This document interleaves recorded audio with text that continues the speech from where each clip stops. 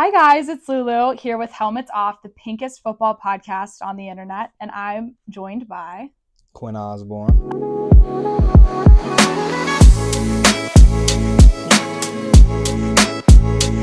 I'm so excited that you're here. Glad to be on the show, Lulu. Oh my Thanks for having me. Oh my gosh, of course. So let's get into the basics. How did you get into football? So for me, I started playing football around the age of 5. For me, it started first off with flag football for 1 year only, and then from then on, I've been playing tackle good old American football ever since.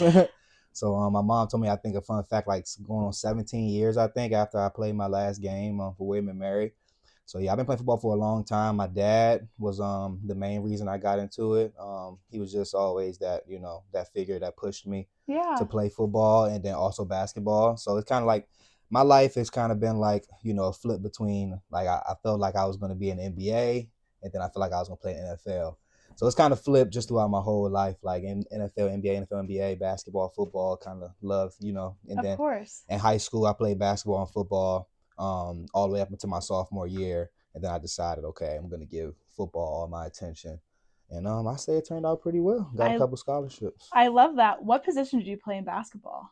Or did you just play Um, everything? I basically played everything, but I played more of I was always taller growing up. I was Yeah, always on the taller side, so I always played like the big man positions. Center, power forward, a little bit of small forward, and then as I got, I started leveling off and realizing, 6'2" isn't that tall in terms of in the NBA. 6'2" isn't that tall.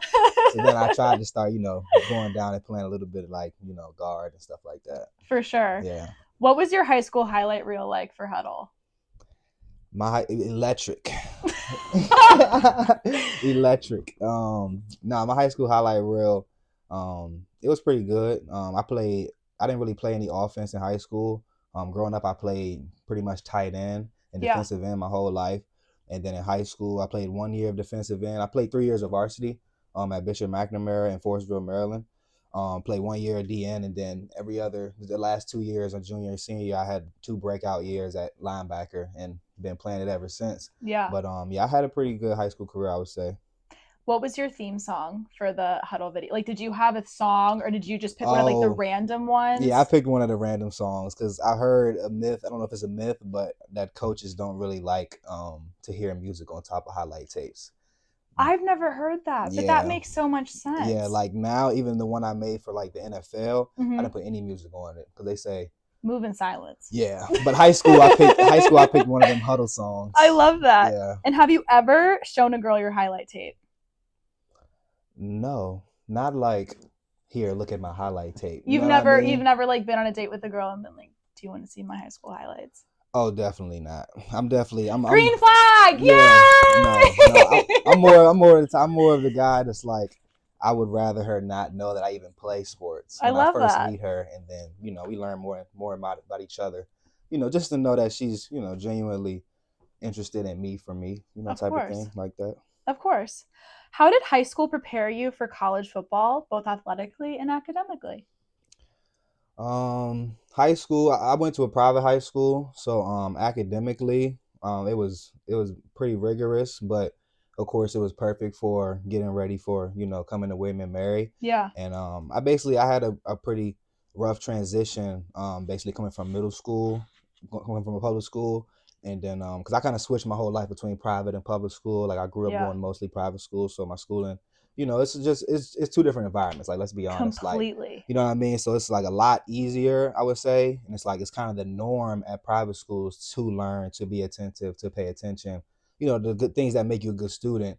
And then at public school, it's kind of the opposite, where, if you're part of a certain crowd, where like it's like pretty cool not to do anything that's like doing well in academics. So making that transition, like going to a private school for high school, it was perfect for me because it gave me that environment to just be able to, just basically cut out a lot of distractions Yeah. and things of that nature. Old friends, just distractions in general, and kind of focus on my schoolwork and focus strictly on playing my sport and my schoolwork. So academically, it was a college preparatory school, That's so great. that was perfect in terms of transitioning me into college. Biggest things like learn how to write papers. Yeah. I learned how to write papers pretty early, so that helped a lot. And then athletically, it was perfect because when I played, so the league I played in the high school, it was the top two, the second best league in the nation Oh, at the wow. time while I was in high school. I think the first was the Trinity League in like Yeah. California or something like that. But ours was second, DeMatha, St. John's, Gonzaga. So I got to play, I got to play Caleb Williams first pick in the draft. That's so I got to cool. play against him for 3 years straight. So Oh my God. just that right there, that's just like a small instance of like I got to play against a really good competition in high school. Yeah. So it kind of gave me that like, that confidence when I got to William and Mary that like I can play with anybody. I Like think it's funny too because as I've been privileged enough to be on this podcast and interviewing people that really did grow up all over the country, people sleep on the DMV for football. they sleep because it's usually a basketball, like especially where I'm from, PG County. Yeah. We got Kevin Durant and we got a Yeah. lot of, pretty high caliber basketball players. So everybody knows that kind of county for basketball wise, but like football, don't sleep. Like DMV and just in general, pretty big football state too. Yeah. And what was the recruitment process like for you? Like coming out of a private school, do you think that you had a leg up? Did you have more resources for recruitment, or was it really just like a show and tell? Like you come to my practice, you see me, and this is what I can do? Yeah, for me, I've never been kind of like one of the I would say the testing type. So I Yeah. never really, been the best 40 tester, best most athletic guy basically, like to the eyes. So my biggest thing was always like you said, like watch my film, come to Yeah. my game, watch me play. And like I said, I played against really good competition, so I kind of knew, that meant, coaches would come to my game and kind of take my game serious and, really watch me. So I tried to show out a lot versus, the better the competition. I tried to make sure my game, got better as we played better competition. Totally. So I felt like, yeah, I had definitely a really good recruitment coming out of McNamara just because of the league we're in and a lot of coaches came through. And I think I had like a total of like 8 offers or something like Oh that. my So gosh, that's so cool. yeah, so my parents were pretty ecstatic about that one. So, how did you settle on William and Mary? William and Mary was I would say the school for me just in terms of well, one, the other school that William and Mary was competing with in my process was Air Force. Oh, I didn't And know that. yeah, so Air Force was probably my biggest offer, I would say. But it was too far. Yeah, It was just too far. Colorado was too far. I didn't really see myself as like being the Air Force type either. Like I don't think I just didn't that just wasn't my perspective of like, okay, what I wanted my college, life to be like. totally. So I was like, kind of X that out and then that left William and Mary as the next best school in terms of one having a great, of course, academic you know, lifestyle in terms of Yeah, the school and being pretty high academics and public Ivy and stuff like that. So that really resonated with me, and then also just being able to play high level football with that too, because it was yeah. hard to find. It's really hard to find both out there. A lot of the Ivy League schools, it's not per se the highest level of football, Oh, but totally. CAA is pretty known. CAA gets pretty gritty. CAA gets pretty great. I told people now, like I feel like we're the last ones. My class is like the last ones to get the true CAA, the JMU on the schedule, the Delaware, Yeah, like playing the tough teams of the CAA. yeah, and then I just think there's just obviously a new tone too because everything keeps getting shifted around with NIL. So you Exactly. guys really are like the last like Hmm. oh my god. I was talking to somebody about the CAA football conference and I know that a lot of people refer to Northeast football as like the ghetto of the NFL. And I had somebody say they were like, no, no, no. It's the CAA is the ghetto of For of sure. FCS or FBS For football. And I was sure. like, oh my god, that's so funny. How have you grown as a person through college football, and has anyone been a really significant influence on you? Could be a player, a coach, or just really anyone. I would say probably my teammates. I think my Can we team. talk about your bromance with Alex Washington? I'm Yeah, so Alex sorry. You was. guys are so cute together, and you guys have like numbers that are right next to each other. I just love Yes, it. and it's Like, like that in itself too. We did not plan that. Like he came here as number 34, I came here as number 35, and we just happened to be, we kind of hit it off freshman year, and then yeah, the friendship just kind of grown through there. Me, Matisse, Alex, Nate, Mark, Mari, we're all just kind of a pretty close friend group. Hollis, mm-hmm. he's been on the show before. That's kind of just like our friend group that we developed through college, but definitely Alex. Me and Alex are in the same fraternity too, Omega Psi Phi. So just joining that together, having that brotherhood in one, and then of course we were already like really close friends before that. Yeah. So everything we kind of just been through with football, outside social life, just kind of all just made us, what you say, a bromance, I guess. No, and I No, love it. You yeah. guys are so cute on the side. Not cute, but like as somebody who's seen you guys like in practice and like at games and stuff and sidelines, just like sort of interacting with each other's families, even like you guys, it's almost like you guys have truly known each other your entire lives. And I've never seen another friendship like that really ever. And I love how Tribe Athletics too loves to post you guys always doing like the lock arm thing after a play, because it's like your numbers are so cute. You guys are always so happy to see each other, and it's like you guys really do like love each other. It's so awesome, and I love it. Love you, Alex. And then can we talk about too, you are a part of the Divine Nine, or the Brotherhood. How has that experience been like at a PWI? That's a great question, because it's just different. You know what I mean? It's just different in a lot of ways. It's really different than the traditional view that most people see when you mention Divine Nine and HBCUs, historically black colleges and universities. It's just different going to PWI. I was really the only one in my year that came through by myself, so that was different in itself. Just kind of going out there and like just having the courage to go out there and kind of stick my neck out there and kind of just try something new by myself. It was a great experience for me. But just the experience in general with the whole D9 and then my fraternity specifically while I've been in college has just been amazing. Like, it's just been a great experience. I met friends that I'll have for life now. I met brothers that I have for life for sure.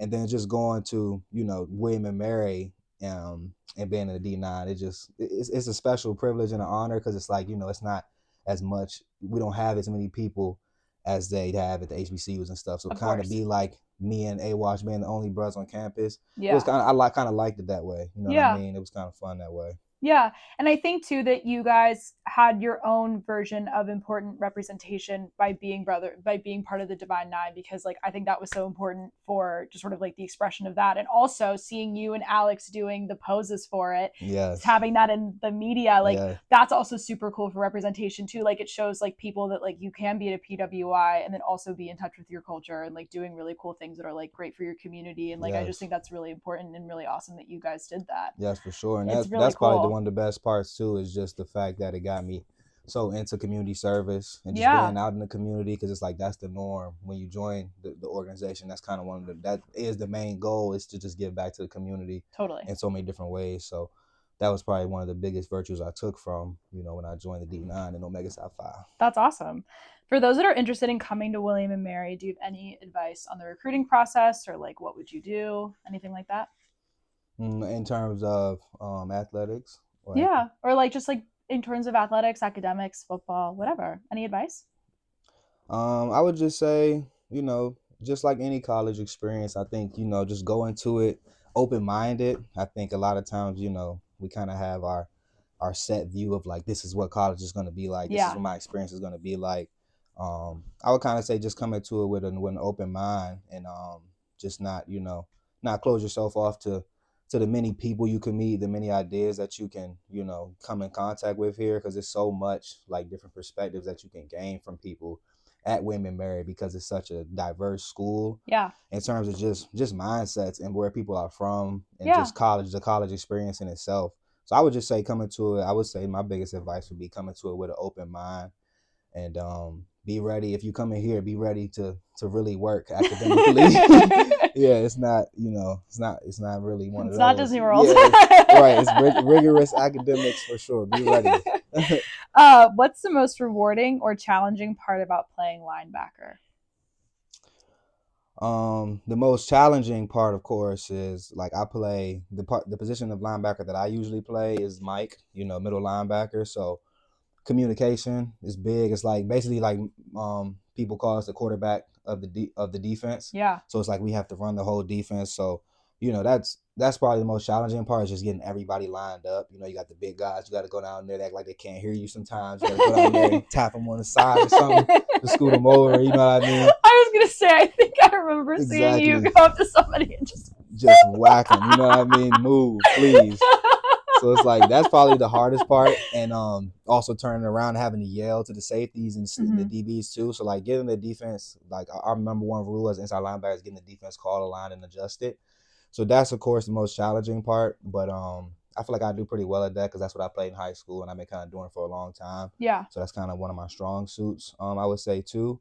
And then the most rewarding part is really just being able, like, I like the aggressiveness of being able to play linebacker. Like, I like you really get to go in there and, just, they call it put your face in the fan is what London calls it. And yeah. just, really just, put your face on their face. Right. You know what I mean? One of those. Exactly. So that's probably the best part for me is the physicality that comes with playing linebacker and the fact that you can, really let loose at that position. And yeah, that's probably the favorite part for me. Totally. Can we talk about you wearing the collar? Oh yeah, my cowboy collar. Yeah, your cowboy collar. Like, was that stereotypical linebacker right so there? Was that a choice? Was that by force? Was it empowering? That was not a choice. It didn't feel empowering, although it looked empowering. You looked really big and scary. Like it added, I tell people it added about 10, 15 pounds and 10 plus aggression, but it also added 10, 15 plus stiffness because I would just be, feel like I can't even look side to side. But it definitely wasn't by choice. I didn't want to wear that. I hurt my neck versus Stony Brook, and then I had to keep it on. But it definitely fit the narrative of, everybody was like, you like the old school, you like the old school linebacker, you know what I mean? It was really funny because I think the first practice I saw you wearing it, I was talking with one of the water girls and I was like, he looks like he's going on a scuba dive. Like, he looks like he has all this stuff on. Like, what is he doing? And they were like, well, sometimes Q likes to just put on the extra stuff. I was like, sometimes he does. Oh man, that's messed up, y'all. And then I guess, what's your most memorable game or your most memorable play from your college experience? I would have to say, so early on in my career, I think it was, well, of course, my freshman year was the COVID year, so we had like a 3-game season. It wasn't a true season. Yeah. But that second year when I was a sophomore and I was a redshirt freshman, we had a season then, a whole full, I think, 10, 11 game season. I think it was first home game of the season at night in Zabel at 6:00 versus Lafayette. I played a little bit that game, but I got in and I remember it. I'll never forget this play because it's my only pick of my interception of my career. No way. And it's also my only touchdown in my career. I play defense, so whenever we get in the end zone, that's like a great day for us. So I'll never forget that one because one is my first pick six. I was a freshman, so it was like it was my first home game, basically my first true home game. Yeah. And then I remember being so excited. I literally caught it, ran so hard as I could down the sideline to score. I remember being so excited and just knowing my family is in the stands. And your mom is the loudest woman I've ever heard in the best way. She is so proud to be your mom. Yes. I just know that she was like, yes. Oh my God! Yes, and I literally don't know. I don't know where they were. I just looked over there and did like the wildest celebration, like a starfish jump. Like, I made it. And my friends was clowning me for weeks. Like, what time you got to work your celebration, man? But I was like, I don't even remember doing it. I was that excited. And just knowing my family was right there.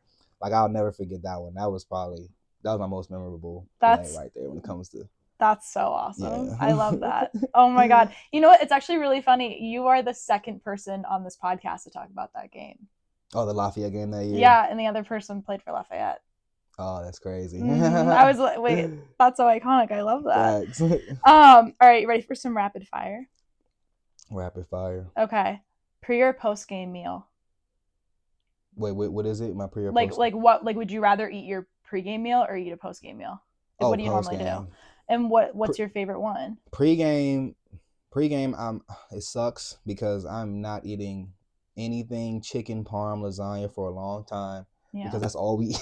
That's all we eat. That's all we eat before the game. Or like spaghetti. Like, I can't do any more. Or it's like those like buttery steamed vegetables that like have too much butter on them and you feel like kind of sick. Yeah, like I can't. So pre-game, scratch. So straight to post-game. Post-game. Whatever Bill orders. I switch it up. Yeah, right. I switch it up. Whatever Bill orders, and then as I got older, I would go to Freddy's or just go to some. Freddy's. Yeah, I would just eat pig out. I don't usually eat fast food, but like that's when I would really just get some straight up fast food. I love that. Yeah. What's your go-to hype song right now, or like ever? So like you saw my song before the game give me. Yeah. So like for me it's kind of different. Like when I was younger, I kind of had like a real regimented like, okay, this is what I listen to, like this is what I go by. But then as I started getting older and getting through my career, I kind of started more going with the vibes and the flows of how I felt. So if some games, I feel like it's time to listen to music. I'm listening to music sometimes. If it's not, and I just want to, kind of listen to my thoughts and kind of get my brain ready and kind of get mindful and, be in the moment. I'll kind of do that.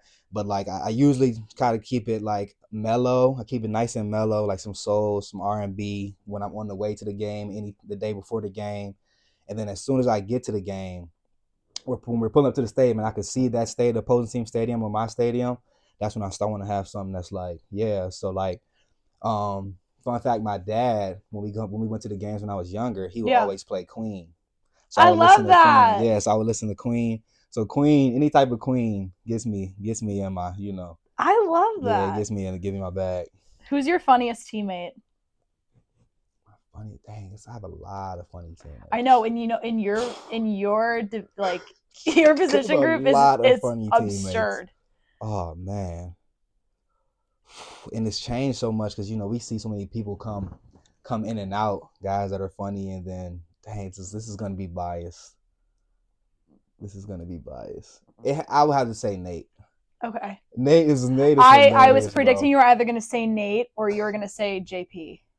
Yes, and I was just hanging with JP back at home and in Nova. Yeah. JP is hilarious, but I would have to say I gotta say Nate. My man Nate, that's my close friend, and he just used to have me dying.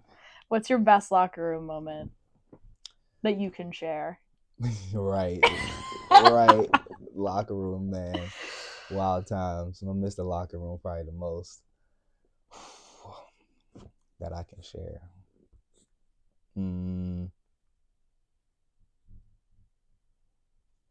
I would probably say just my best one, right? Mm-hmm. Oh yeah, my best locker room moment. Um, Me and Wash hopping around in the locker room. Me and Wash, we love it. Oh, that's what it's called. Like in our fraternity, when we Yeah. do our dance and stuff like that, we call it hopping Cool. or like marching or something like that. But really, when the music is on and stuff and Mm-hmm. we're dancing, we call it hopping. So yeah, me and Wash hopping, like all the memories of us in there, getting our groove and getting our steps right. That's probably my favorite memories. That's so awesome. Yeah. And obviously your mom's a great cook. But when you go home, where do you eat and what's your order? When I go home, where I'm at has a lot of great food spots. I'm gonna tell you that right now. So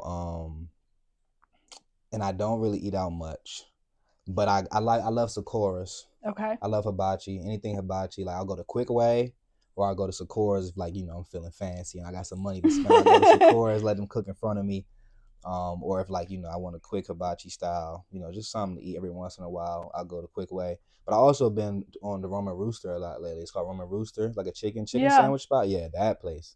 What's your They order?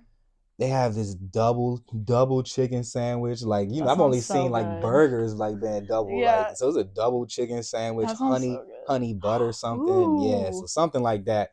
Can't remember the name exactly. I haven't went that many times, but that's gonna be my place. I think when I want to like pick out. That sounds really good. Yeah, I think so. I've been getting really into lemon pepper chicken wings. Lemon pepper. Yeah, I you. love lemon I used pepper. to be lemon pepper guy, and then I became a honey lemon pepper guy. So Oh, I now didn't even think about. Now I Thank always be you. like, okay, I want honey lemon pepper. Gives you That sounds so that good. nice twinge of honey. Yeah. Same lemon pepper style too. Wait, Yeah, you have to try that. that sounds really good. If you could change anything about your football career, what would it be and why? Um, I would probably say, like, on a more serious note, I got hurt my junior year. Yeah. I sprained my MCL, the second game of the season, and I wanted to come back so bad because like I felt like they gave me like 5 games to come back, and I felt like we could actually like I was like I always feel like we can win until we can't win. Yeah. I feel like we can win the championship until we can't win it. Yeah. So I'm thinking, okay, like if I get back, I help my team out, go to the championship. So I kind of rushed the process coming back, and I kind of just tried to do everything I could to get back on the field. And I probably would. That's probably my biggest regret. Is probably taking it slower and then kind of coming back on my time when I felt a little bit more like all the way 100%, like not coming back like 80, 90%, like really coming back the way to my 100. But I really, at the end of the day, I really wouldn't take it back because I will also always put the team before myself. I feel like every time, I hope that's why part of the reason they named me captain. Yeah. So that's kind of, that's like one of my biggest things I look back on. For our younger audience, do you have any advice on getting into football?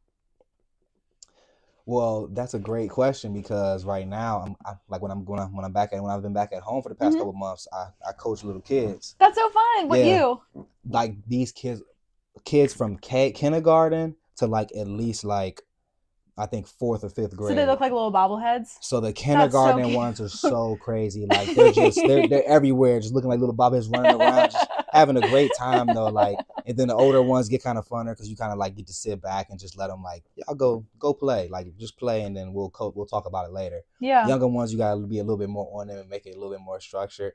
But that's kind of been like a great, just like a side mission for me. Like I think I'll probably work with kids like. Think that's been my thing. That'll be my thing now. Like I'll always try to keep something around where I work with kids and just kind of they just kind of get you out of that. Like they like you realize you start working with kids like they don't think about the same things we think about as adults and like problems and stuff in the world. So it's like when you get around them, it's definitely kind of cool to just see them let loose and run around and have fun. But for kids getting into football, I would just say one, I would want you to learn how to play the game safely. Starting off, definitely if you're gonna play tackle. So I would definitely want you to learn how to proper tackling technique. Proper, all the proper things that comes with playing football because it's a dangerous sport. At the end of the day, it's a combat sport. So first thing I would do is tell you to play safe, and then two, I would just say don't ever let somebody tell you, you know what I mean, you can't do something within this game because this is a game just like any other game where if you put the work in and you really sit down and put the hard work in and sacrifice, that you most likely see the results. So it's also always the people who tell you that you can't do something. They just tell you that because they're jealous of you. Exactly. And they're just trying to steal your joy. Exactly. So I wouldn't listen to them because they don't know anything. Period. Keep going hard. I think last thing is, do you have any final words or like anything that you want, if there's any scouts listening to this or anything that you want to say like about who you are as a player, who you are as a teammate? Any final words? I think a team would if a team was to draft me or pick me up, I think the biggest thing they would be getting is a leader. Yeah. I think that's kind of one of the things I hang my hat on is just being a good leader. Coming from high school, being a captain, and coming to William and Mary, which was really special just because we had so many guys, so many different places and perspective. And for them to see me as a leader when it's like, that's not really what I'm, I'm not really trying to be like, hey, everybody follow me. You know what I mean? I'm a leader. So it's like, just kind of like being that natural leader. I feel like I have that natural leader inside of me. And then just somebody who's like, hey, I can focus on the task at hand, hard work on that task. And that's all that matters in that moment to me. So, I think that's something that teams could look forward to if they get me. Totally. You're also a really good big brother. Yes, thanks. I feel like it's always been really cool, and I love interviewing the William and Mary guys because I think it's been so fun because not only have I been watching you guys progress as athletes, but like we're also all friends, and it's so fun to watch you like excel in what you're doing, which is very, very cool. But it's also really cool to know that like if we all go out and something happens, I just look for one of you and I'm like, perfect. Facts. And you always come over and you're like, what do I need to do? Like, this is what's going on. And it's like, you also just have like this inherent like ability to just sort of like not only lead people, but also make sure that everybody's happy and everyone feels comfortable and everyone is doing what they need to be doing, but doing it in a way that they feel like they're also being productive, which is really a cool factor that you have. Yes, ma'am. Tribe family for life. Of course. Yep.